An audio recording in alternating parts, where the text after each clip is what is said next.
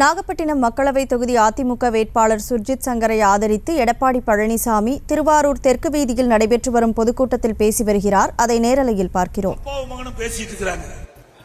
உதறல் எடுத்துட்டு இல்லைன்னா இதெல்லாம் எதுக்கு பேசுறாங்க? இதுவரைக்கும் தமிழ்நாட்டில் கூட்டணி எல்லாம் மாறி மாறி தானே வச்சிருக்காங்க. தேர்தல் சூழ்நிலைக்கு ஏற்றவா தானே கூட்டணி வைக்கிறாங்க. இத திமுக 1999 நாடாளுமன்ற தேர்தல் போது பாரதிய ஜனதாவோட கூட்டணி வைக்கலையா? 5 ஆண்டு காலம் அமைச்சரா இருந்தீங்களா? அதிகாரத்தில் இருந்தீங்களா? இன்னையா கொள்கை இருக்குது? பாரதிய ஜனதாவில் இடம்பெற, காங்கிரஸ்ல இடம்பெற கொள்கை கட்சியா? தண்ணியில் எழுதி வைக்கலாம் கொள்கை கட்சின்னு. எப்படி நாட்டு மக்களை ஏமாற்றுவது என்பதை எண்ணி பார்க்க வேண்டும். பச்சோந்தி கூட கொஞ்சம் நேரம் கழிச்சு தான் நிறம் மாறும். ஆனா அதை விட வேகமாக நிறம் மாறுகின்ற ஒரே கட்சி திமுக கட்சி. இன்றைக்கு அனைத்து இந்திய அண்ணா திராவிட முன்னேற்ற கழகத்தை பொறுத்த வரைக்கும் கூட்டணியை மதிக்கிறோம். திமுகவை பொறுத்து பாருங்க, அந்த கூட்டணியில இடம்பெற்றிருக்கிற மதிமுக அவர் அந்த கட்சிக்கு தலைவர், வைகோவுடைய மகன் அந்த கட்சிக்கு தலைவர். அவரை போய் திமுக சின்னத்தில் நிற்கிறாங்க. திமுக சின்னத்தில் நிற்க சொன்னா அவர் நிற்பாரா? எங்க ஒரு கட்சி தலைவர் அடுத்த கட்சியில போய் சின்னத்தில் நிற்க முடியுமா?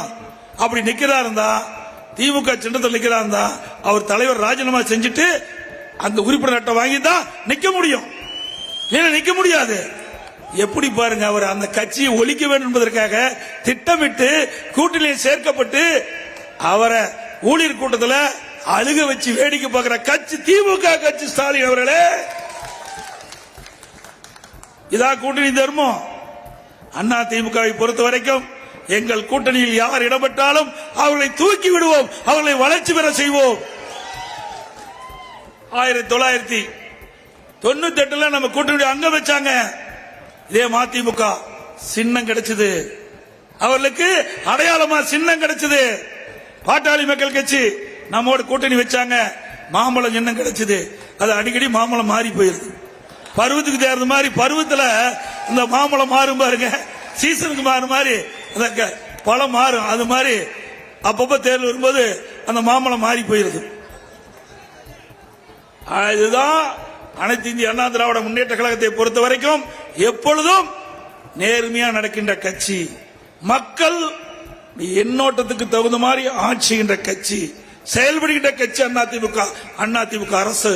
திரு ஸ்டாலின் பேசுறாரு, நேற்றைய தினம் சேலம் கூட்டத்தில் 10 ஆண்டு காலம் இருண்ட ஆட்சின்னு. நான் இங்க திருவாரூர்ல சொல்றேன், நீங்க எந்த இடத்துல வேணாலும் மீட்டிங் போடுங்க, ஒரு ஸ்டேஜ போடுங்க, நீங்களும் வாங்க நானும் வரேன். 10 ஆண்டு காலத்தில் அனைத்து இந்திய அண்ணா திராவிட முன்னேற்ற கழகம் என்னென்ன திட்டங்களை கொண்டாந்தது, அதனால் மக்கள் எந்த அளவுக்கு நன்மை பெற்றாங்கன்னு நான் எங்க கட்சியின் சார்பாக பேசுறேன்.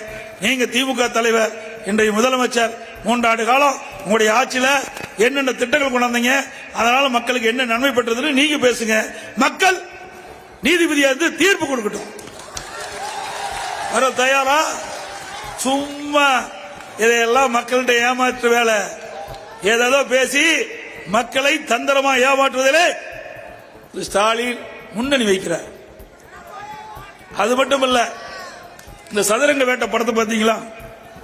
சதுரங்க வேட்டை படம், அந்த படத்தில் ஒரு சீன் வரும், ஒரு டைலாக் வரும். ஒருவரை ஏமாற்ற வேண்டும் என்று சொன்னால் அவருடைய ஆசையை தூண்ட வேணும்.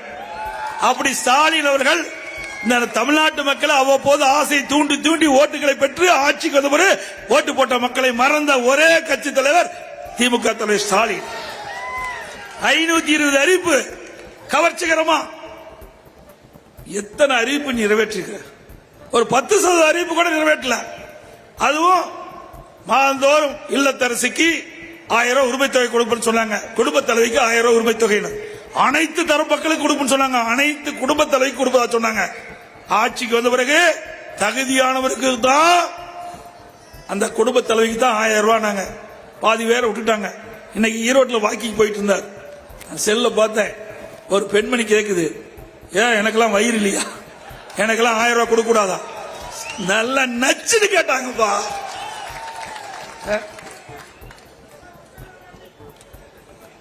தம்பி, நீங்க வாட்ஸ்அப்ல பாத்தியா? பார்க்கல? அண்ணன் வயசு மணின்னு பார்த்தார். காலையில வாக்கிங் போனார். ஸ்டாலின் இப்படிதான் வாக்கிங் போயிருக்க மாட்டார். வாக்கிங் போயிட்டு இருக்கும்போது ஈரோட்டில் நினைக்கிறேன், அவரோட அமைச்சர் முத்துசாமி அவர்களும் போயிட்டு இருக்காங்க.